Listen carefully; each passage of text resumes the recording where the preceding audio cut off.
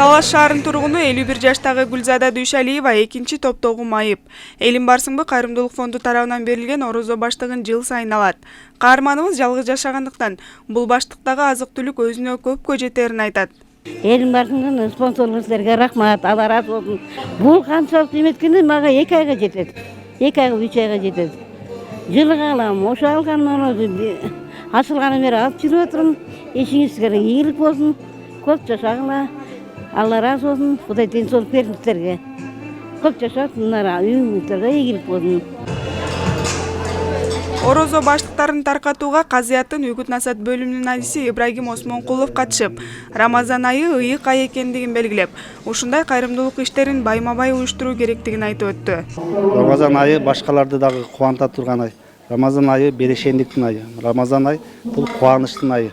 Бул күндө башкалардын дагы баягы кубанычына орток болуп, мына ушинтип баягы адамдардын оозун ачырып, жардам колун сунуп, аларды дагы Рамазан айы менен куттуктоо бул чындап эле динибизде көрсөтүлгөн нерсе.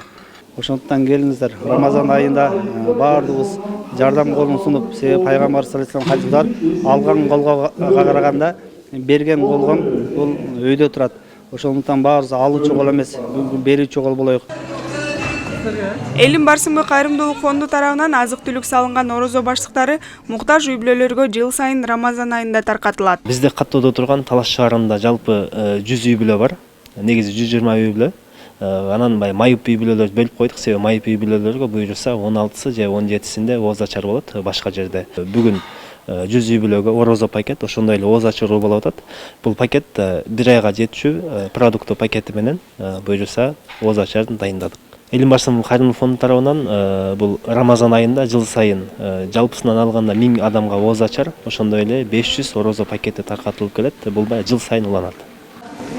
Белгилей кетсек, Элим барсыңбы кайрымдуулук фонду 2008-жылы түзүлгөн. Ал эми Талас облусунда 2014-жылдан бери ишмердүүлүгүн улантып келет. Гүлзада Бакаева, Чыңгыз Бокошов, Талас шаары.